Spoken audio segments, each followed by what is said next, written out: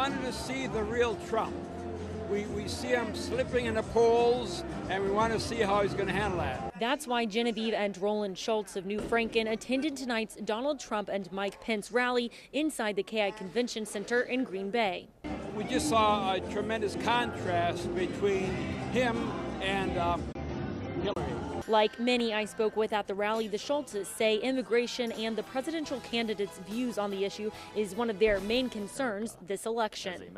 Immigration is a big issue for us. Kevin Renard from Green Bay was also happy to see Trump endorse Speaker Paul Ryan after a 4-day standoff and ahead of Ryan's primary election on Tuesday.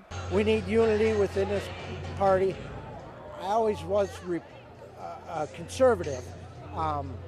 But the way the Republican Party has become, I'm drifting away. But Renard says he is likely to vote for Trump come November. He, along with others who heard Trump speak tonight for the first time in person, say they are hoping for a president with a background in business. I think the way Trump works, the way his businesses work, he gets involved with good employees, and they hash it out, and they develop a plan, and they put that plan to work.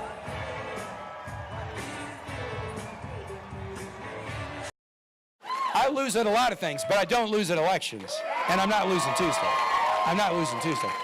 Tim Kaine has a perfect 8-0 record in elections. Tim Kaine! Today, Kaine and the Democratic brass praised Wisconsin for getting out to vote early. Wisconsin, you're knocking it out of the park. Early vote?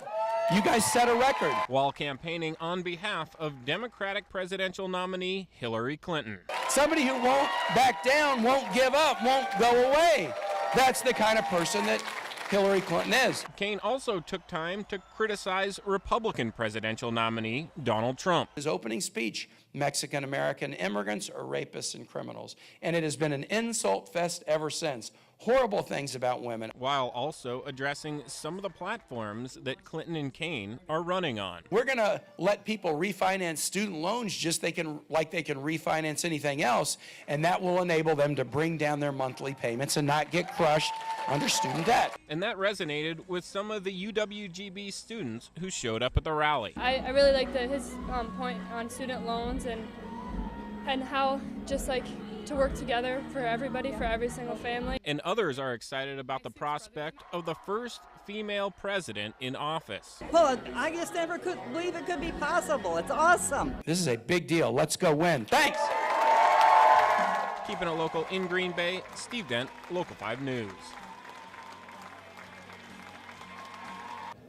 Tom and Aaron, this auditorium was filled with hundreds of Wisconsinites who came out to hear from Libertarian Gary Johnson. Johnson certainly made an impression on both undecided voters and those who are already supporting him. Want to find out what he has to offer. Undecided voters in Wisconsin are learning more about former New Mexico Governor Gary Johnson. The Libertarian presidential candidate told Local 5 News he thinks Governor Scott Walker is doing a great job in the Badger State, but Johnson made sure to point out their differences. I would be different than Scott Walker when it comes to the social issues. Look, inclusive, be whoever you want, but don't try and tell me how to live my life. That's the message drawing in Johnson supporters like Jack Simononik, who says most voters are voting against someone during this election, while he wants to vote for a candidate. It's a complete, total package of political philosophy. Live and let live is the best expression of it. Voters listening to Johnson tonight said some of their main concerns are immigration reform and national security. We're the only free trade candidates of everyone running. Diplomatically, that's the solution to Syria.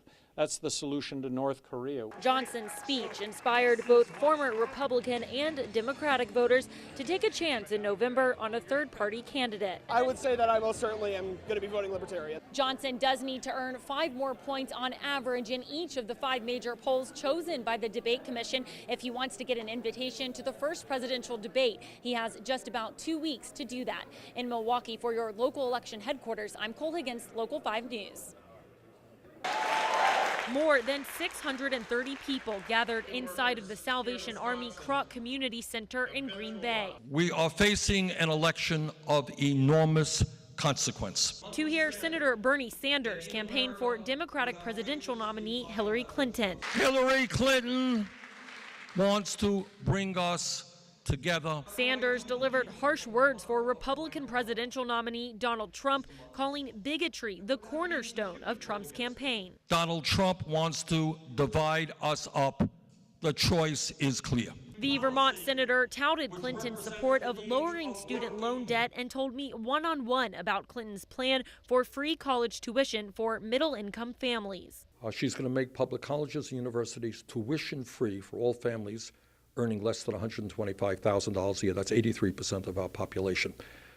And that will mean significantly less debt for those people who go to college. Sanders told supporters that if they look at issues like climate change, income inequality, and health care. Secretary Clinton, number one, wants to double funding for community health centers, which means that millions of Americans will now have access to good quality primary health care and dental care. And look at the policies of not only Hillary Clinton, but also U.S. Senator Russ Feingold. Whose policies are going to impact in a positive way the middle class and working class of this country? Sanders says the choice will be easy for voters come Tuesday, November 8th. By a big, big margin, Secretary Clinton is far and away the superior candidate.